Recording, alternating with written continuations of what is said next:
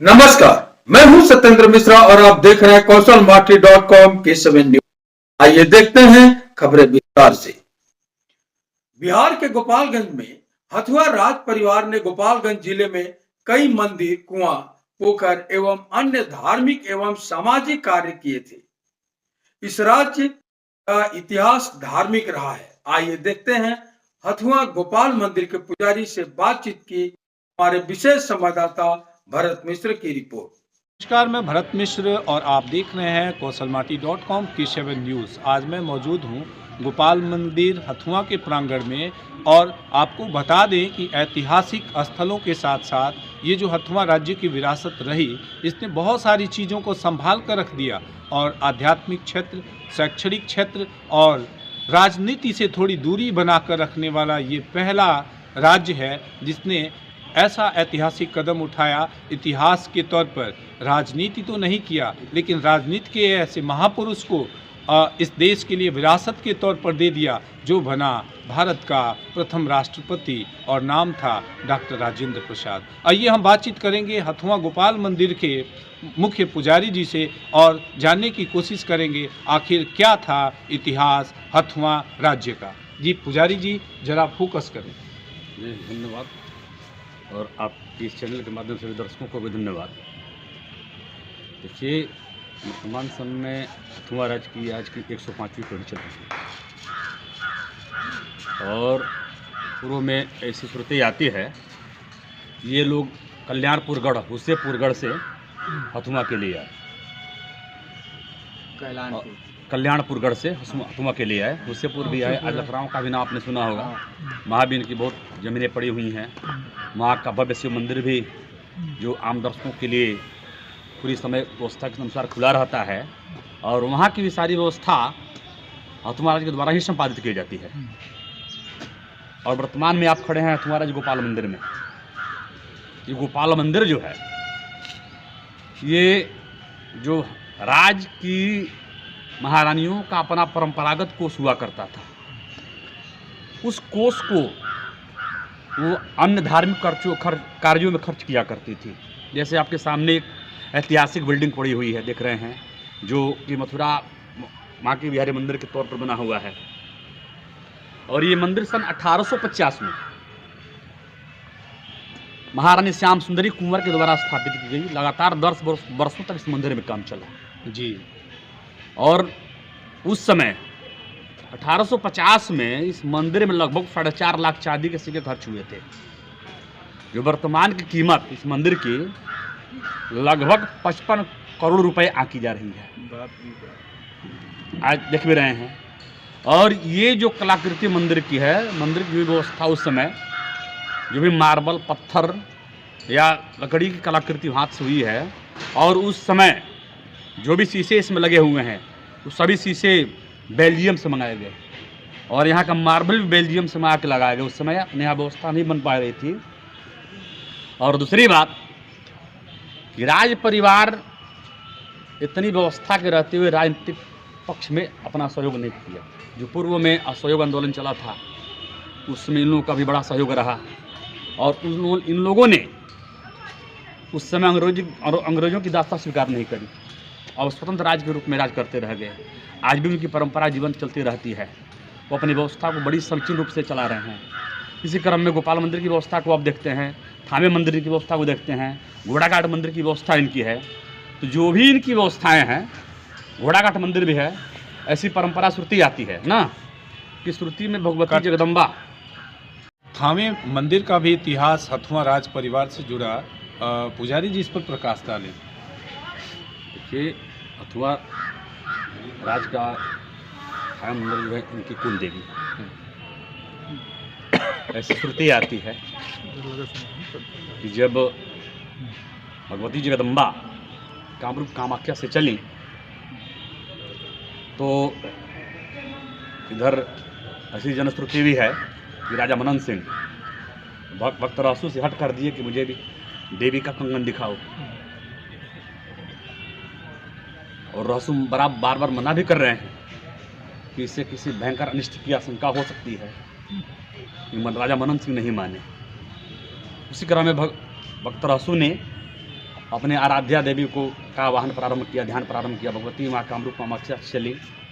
सुनती जाती है कि पटना पटन देवी के नाम से विख्यात हुई। आमी में आई, आमी के बाद घोड़ा घाट आई, और घोड़ा घाट के बाद यहाँ आई थावे में, है ना।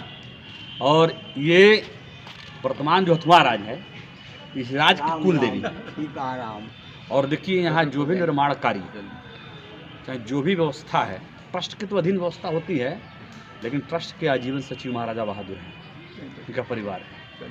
और जो भी एक्सपेंडिचर, जो भी उसके खर्च, जो भी पर्व त्यौहार, जो भी अनुमति व्यवस्था होती है, वो हथुआ महाराज के परिवार के द्वारा ही संपादित की जाती है। और हथुआ महाराज की अधिकतम प्रयास रहता है कि भगवती जगदम्बा का जो भी नित्यार्चन हो, प्रतिदिन की जो सागुणी की व्यवस्था हो, वो सौम्य और विशिष्ट और वैदिक परंपरा के अनुसार हो, उनका एक सतत प्रयास रहता है हथुआ महाराजा बहादुर का। इसी गति से हथुआ राज्य में, महाथावे मंदिर में कई विकास के आयाम भी देखे जा रहे हैं, अभी हो रहा है। बिहार सरकार भी कर रही है। बिहार सरकार के अलावा उसमें अधिकतम सहयोग हथुआ राज्य का भी बनता है, अधिकतम सहयोग करते हैं। अभी पूर्व में 2 साल पहले, 2.5 साल पहले आपने शायद सुना भी होगा कि भगवती के रसोई घर का उद्घाटन हुआ। ब्राह्मणों, वहाँ के पुजारियों को रहने के लिए आवास की व्यवस्था की गई। उसका भी शिलान्यास महाराजा बहादुर, महारानी साहिबा, महाराजा कुमार और युवारानी साहिबा के माध्यम से ही हुआ। और उसमें जो भी एक्सपेंडिचर आए, लगभग हमको लगता है कि 70% खर्च हथुआ परिवार के द्वारा किया गया।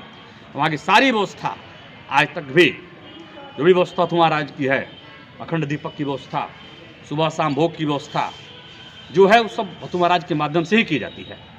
आज हमेशा महारानी के नाम पर से जाना गया है।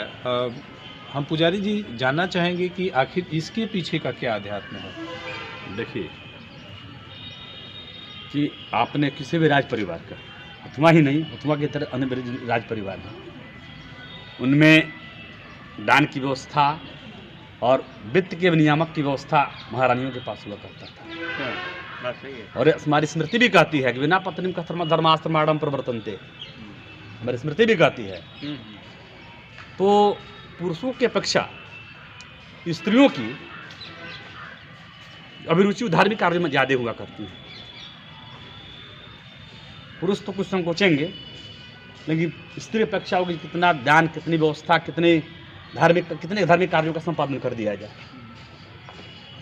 इस दृष्टिकोण में आप कड़ी में देखेंगे आप, आता है महारानी अहिल्याबाई का नाम, जो वाराणसी मंदिर रणजीत सिंह पत्नी थे, उनका अहिल्याबाई का नाम आता है। रणजीत सिंह उसमें पता, लेकिन नाम अहिल्याबाई का ही आया। महारानी लक्ष्मीबाई का भी नाम सुन रहे हैं, आप जान रहे हैं। तो वित्त के विनियामक होने के चलते वित्त का विनियमन करती थी। तो वित्त का विनियमन करने के कारण या शौर्य की भी प्रतीक मानी जाती है। ऐसा नहीं है कि पुरुषों के अपेक्षा स्त्रियों का शौर्य कम रहा हो, पुरुषों की अपेक्षा स्त्रियों का शौर्य भी कम नहीं रहा है।